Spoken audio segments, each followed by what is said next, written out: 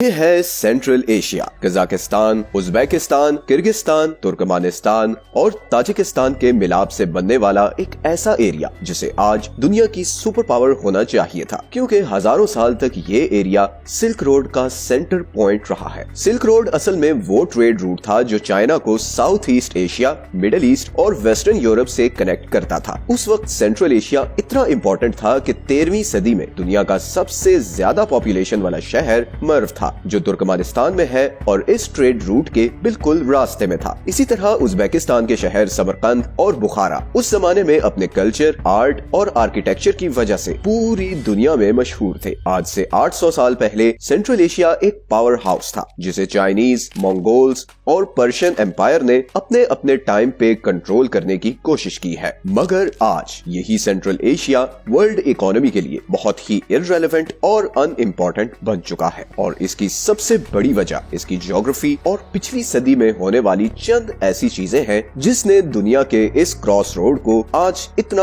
irrelevant بنا دیا ہے، حالانکہ یہ ایریا بہت سے نیچرل ریسورسز سے مالا مال ہے۔ سینٹرل ایشیا کی جیوگرافی دیکھیں تو وہ بالکل لینڈ لاکڈ ہے اور ان 5 کنٹریز کی کسی بڑے سمندر کو ایکسس نہیں ہے، اور پھر یہ area 3 world powers Russia, Iran اور چائنا کے بیچ سینڈوچ ہے، جو اپنے فائدے کے لیے اس کو انفلوئنس کرتے رہتے ہیں۔ اب جیوگرافی کا کسی بھی کنٹری کی اکنامک سکسیس میں بہت بڑا رول ہوتا ہے۔ اس کنٹری کا ایگریکلچرل پوٹینشیل، اس کی ٹریڈ روٹس کو ایکسس، اسے دشمنوں سے بچانا، یہ سب چیزیں جیوگرافی ڈیفائن کرتی ہے۔ اگر ہم سینٹرل ایشیا کی بات کریں تو اس کا تقریباً 60% ایریا ڈیزرٹ ہے۔ ترکمانستان کے 70% ایریا پر کراکم ڈیزرٹ ہے اور اس کی صرف 20% زمین ایگریکلچر کے قابل ہے۔ اسی طرح ویسٹرن ازبیکستان بھی سارا ڈیزرٹ ہے، اور اسی لیے یہ دونوں کنٹریز اپنے باقی پڑوسیوں اسپیشلی قزاقستان سے کمپیریٹیولی غریب ہے، کیونکہ قزاقستان کی نارتھرن سائڈ ایگریکلچر کے لیے بہت فرٹائل ہے اور یہاں پر ویٹ اگائی جاتی ہے جو سارے سینٹرل ایشین کنٹریز کو جاتی ہے، لیکن قزاقستان کی بھی سدرن اور ویسٹرن سائڈ خشک اور انفرٹائل ہے۔ اب سینٹرل ایشیا کی زیادہ تر پاپولیشن ادھر ساؤتھ ایسٹ میں رہتی ہے، کیونکہ یہاں سے 2 دریا گزرتے ہیں، ایک ہے امو دریا اور دوسرا ہے سیر دریا، اور یہ دونوں دریا ازبیکستان اور قزاقستان بارڈر پر موجود ایرل سی میں جا کر گرتے ہیں۔ اب آپ سوچ رہے ہوں گے کہ ان دونوں ریورز کے آس پاس کی زمین ایگریکلچر کے لیے سوٹیبل ہوگی، مگر انفارچونیٹلی ایسا نہیں ہے۔ اصل میں سینٹرل ایشیا کے ساؤتھ اور ایسٹ میں ایٹلائی ماؤنٹین رینج ہے جو چائنا سے لے کر منگولیا،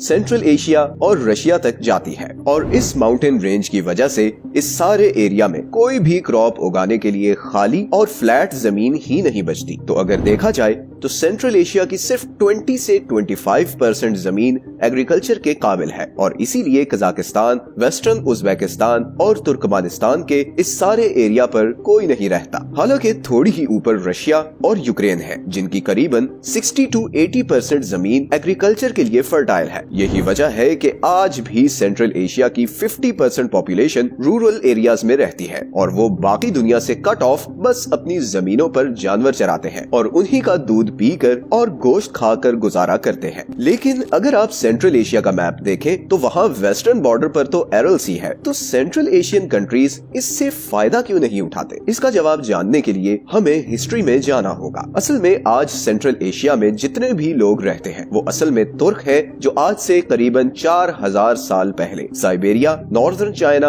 اور ایسٹ ایشیا سے مائگریٹ کر کے ادھر آئے۔ 6th century AD کے اراؤنڈ ان لوگوں نے یہاں پر اپنی امپائر قائم کی جو بلیک سی سے لے کر منگولیا تک پھیلی ہوئی تھی۔ پھر 7th اور 8th century میں امو دریا سے لے کر سیر دریا کا یہ سارا ایریا مسلم کنٹرول میں چلا گیا۔ یہ وہی ایریاز ہیں جنہیں آج ازبیکستان، تاجکستان اور قزاقستان کہتے ہیں۔ پھر 13th اور 14th century میں منگولز نے اس سارے ایریا پر قبضہ کر لیا اور بہت سالوں تک سینٹرل ایشیا منگولوں کے کنٹرول میں رہا۔ 16th century میں جب منگولز کا زور ٹوٹا تو رشین اور چائنیز امپائر کے بیچ اس ایریا کا کنٹرول لینے کی کوشش شروع ہو گئی، اور پھر فائنلی 1917 میں سوویت یونین نے اس سارے ایریا کو اپنے کنٹرول میں لے لیا۔ سوویت یونین نے سب سے پہلا کام یہ کیا کہ یہاں پر رہنے والے 5 بڑے ایتھنک گروپس قزاق، تاجک، ترکمانی، ازبیک और किर्गिज को कंट्रीज में डिवाइड कर दिया। अब इस चीज से पता चलता है कि सोवियत यूनियन को ग्राउंड रियलिटीज की कितनी अवेयरनेस थी कि उसने हर एरिया में जो भी ग्रुप मेजॉरिटी में था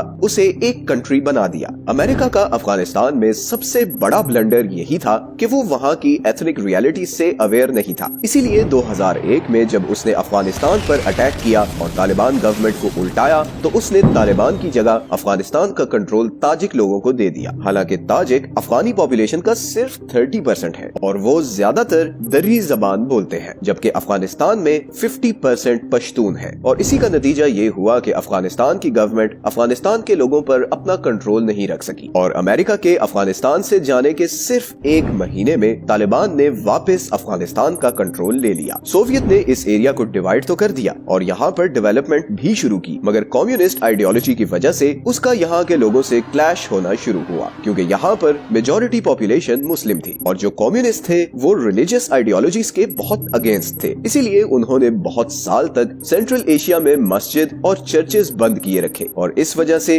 उनके लोकल लोगों के साथ बहुत खूनी क्लैशेस भी होते रहे। इसी का नतीजा ये हुआ कि बहुत से central Asians Afghanistan, middle east और सब कॉन्टिनेंट की तरफ माइग्रेट कर गए। यहाँ पर सोवियत यूनियन को एहसास हुआ कि इस तरह सेंट्रल एशिया के लोगों में रिजेंटमेंट बहुत बढ़ जाएगी और उनके लिए यहाँ का कंट्रोल लेना मुश्किल हो जाएगा। तो उन्होंने यहाँ पर डेवलपमेंट शुरू कर दी और आहिस्ता आहिस्ता रिलीजियस रिलैक्सेशन भी देना शुरू कर दी। अब यहाँ पर एक बहुत बड़ा इंटरेस्टिंग फैक्ट ये भी है कि आज सेंट्रल एशिया दुनिया का सबसे बड़ा कॉटन प्रोड्यूसर है और इसका क्रेडिट सोवियत यूनियन को जाता है। लेकिन इस कॉटन इरिगेशन का सेंट्रल एशिया को बहुत नुकसान भी हुआ है। असल में कॉटन की इरिगेशन के लिए सोवियत यूनियन ने एरल सी से उज्बेकिस्तान, तुर्कमानिस्तान और ताजिकिस्तान तक कैनाल्स बनाए ताकि कॉटन के खेतों तक पानी पहुंचाया जा सके। ये सारी कॉटन यहाँ से रेल नेटवर्क्स के जरिए रशिया जाती थी और वहाँ से बाकी दुनिया को एक्सपोर्ट होती थी। लेकिन इसका सबसे बड़ा नुकसान ये हुआ कि इतनी ज्यादा कैनाल्स बनाने की वजह से एरल सी का पानी खुश्क होना शुरू हो गया और आज 100 साल बाद हाल ये है कि दुनिया की चौथी सबसे बड़ी लेक अब एक डेजर्ट बन चुकी है। सोवियत यूनियन ने 40-50 साल सेंट्रल एशिया की कॉटन एक्सपोर्ट से खूब पैसा कमाया। 1991 में सोवियत यूनियन टूटने के बाद सेंट्रल एशियन कंट्रीज पर सोवियत कंट्रोल तो खत्म हो गया, मगर उनके लिए 2 नई प्रॉब्लम्स सामने आ गई। एक तो बरसों कम्युनिस्ट कंट्रोल में रहने की वजह से उनकी इंडस्ट्री तबाह हो चुकी थी और अब उन्हें नए सिरे से इंडस्ट्री और इकोनॉमी खड़ी करनी थी, और दूसरा इन कंट्रीज के लिए पानी का सबसे बड़ा सोर्स एरल सी अब तकरीबन खत्म हो चुका था। इन्हीं इकोनॉमिक प्रॉब्लम्स की वजह से गवर्नमेंट्स डिलीवर नहीं कर सकी और कई सेंट्रल एशियन कंट्रीज में 1990s के बाद जबरदस्त सिविल वॉर और पॉलिटिकल इंस्टेबिलिटी शुरू हो गई। जैसे 1990s में ताजिकिस्तान और किर्गिस्तान में सिविल वॉर हुई और फिर 2005 में उज्बेकिस्तान में बहुत ज्यादा रिवॉल्ट्स हुए जिसमें गवर्नमेंट और लोकल्स में बहुत लड़ाई हुई और ये सिलसिला अब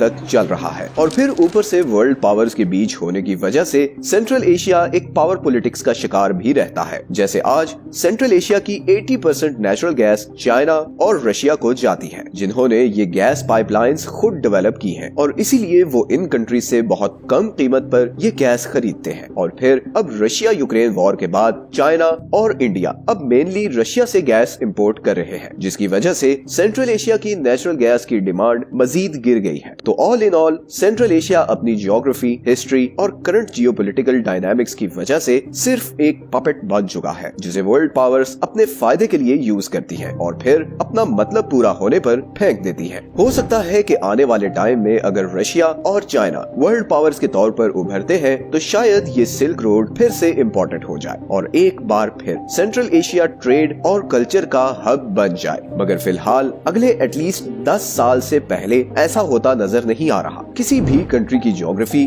उसकी इकोनॉमिक सक्सेस में 50% से ज्यादा रोल प्ले करती है। हमने कुछ टाइम पहले अमेरिका की ज्योग्राफी पर एक वीडियो बनाई थी और बताया था कि कैसे अमेरिका की ज्योग्राफी ने उसे वर्ल्ड सुपर पावर बनाने में एक बहुत बड़ा रोल प्ले किया है। It's a must watch video for everyone. ये है वो सारे सोर्सेज जहां से हमने आज की वीडियो के लिए कंसल्ट किया है। अगर आपको आज की वीडियो अच्छी लगी है तो इसे लाइक और चैनल को सब्सक्राइब जरूर कर दें। मिलते हैं नेक्स्ट वीडियो में एक और इंटरेस्टिंग टॉपिक के साथ। अपना ख्याल रखें। अल्लाह हाफिज।